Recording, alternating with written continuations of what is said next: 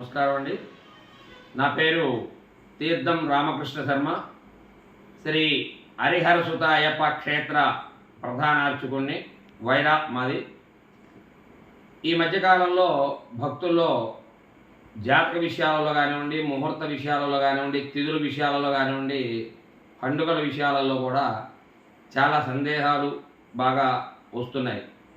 ముఖ్యంగా రేపు పౌర్ణమి గురించి ఏమిటంటే, పౌర్ణమి ఉదయం నుంచి ఉందా, మధ్యాహ్నం నుంచి ఉందా, సాయంత్రం నుంచి ఉందా, లేకపోతే పౌర్ణమి ఏ ముహూర్తంలో ఒత్తు వెలిగించాలి, ఈ టైం నుండి ఈ టైం వరకే వెలిగించాలా అనే సందేహాలు బాగా ఉన్నాయండి.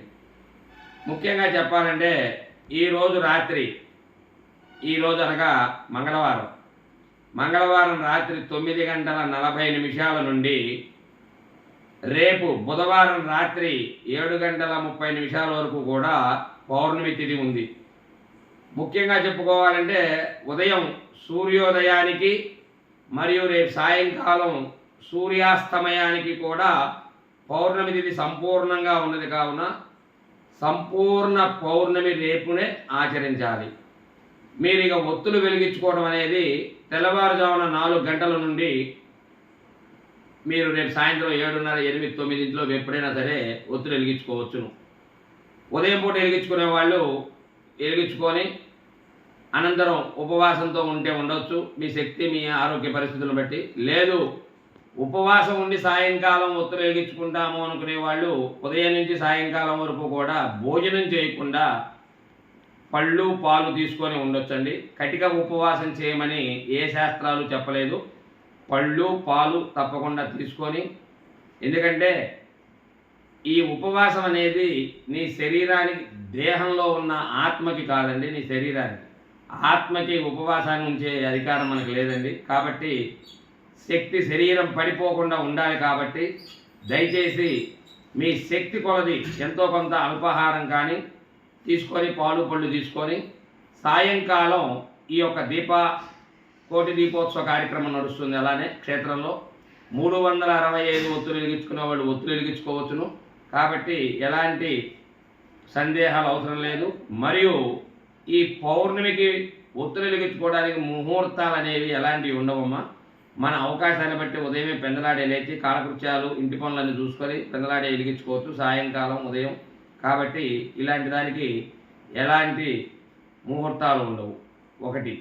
రెండోది, నాగుల చవితి రోజు నాడు మేము పుట్టలో పాలు పోయలేదండి, మరి రేపు పుట్టలో పాలు పోయొచ్చా అన్నారు. బ్రహ్మాండంగా పోసుకోవచ్చమ్మా. నాగుల చవితికి కుదరని వాళ్ళు, ఏదైనా అడ్డం వచ్చి కుదరని వాళ్ళు ఈ కార్తీక మాసంలో ఉన్న 4 సోమవారాలు కానివ్వండి, పౌర్ణమి తిథి నాడు కానీ యథావిధిగా మీరు ఆ పుట్టలో పాలు పోసుకోవచ్చు. ఎలాంటి తప్పు లేదమ్మా, చేసుకోవచ్చు.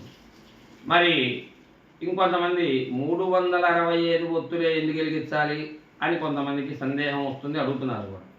మనం ప్రతినిత్యము కూడా ఇంట్లో దీపారాధన చేసుకోవాలి శాస్త్ర ప్రకారం. కానీ కొందరు చేయరు, అలవాటు లేదు.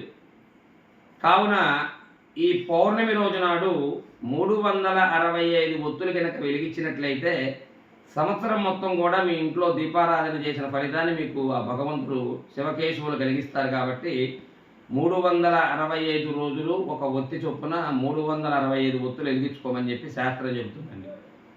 ఒకవేళ పౌర్ణానికి మాకు ఒత్తులు వెలిగించుకోవడం కుదరలేదండి, మరి ఎలా అంటే ఎలా బాధపడాల్సిన పని లేదండి. కార్తీక అమావాస్య వెళ్ళిన తెల్లారి పోలీస్ వర్గం అనేది ఒకటి ఉంటుందండి. ఆ రోజు అరటి దొప్పల్లో పెట్టి కూడా ఈ 360 ఎత్తులు, 32 ఒత్తులు ఇవన్నీ కూడా వెలిగించుకోవచ్చు అండి. కాబట్టి ఎలాంటి సందేహాలు కానీ అనుమానాలు కానీ ఏదైనా ఉన్నట్టయితే మేము కొత్తగా తీర్థం వారి జాతక దోషాలు పరిహారాలు సందేహాలు నివారణ అనే కొత్త యూట్యూబ్ ఛానల్ కూడా మేము ప్రారంభించడం జరిగింది. మీకు ఏదైనా సందేహాలు అనుమానాలు ఇలాంటివి ఉంటే మీరు ఆ యూట్యూబ్లో ప్రశ్నలు వేసినా, లేదా ఆ యూట్యూబ్లో మా ప్రిస్క్రిప్షన్ దాంట్లో డిస్క్రిప్షన్లో ఫోన్ నెంబర్ ఇస్తామండి. 9848373625.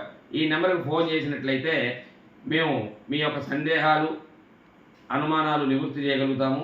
సంపూర్ణ జాతకం కూడా రాసి ఇవ్వడం జరుగుతుంది. నమస్కారం.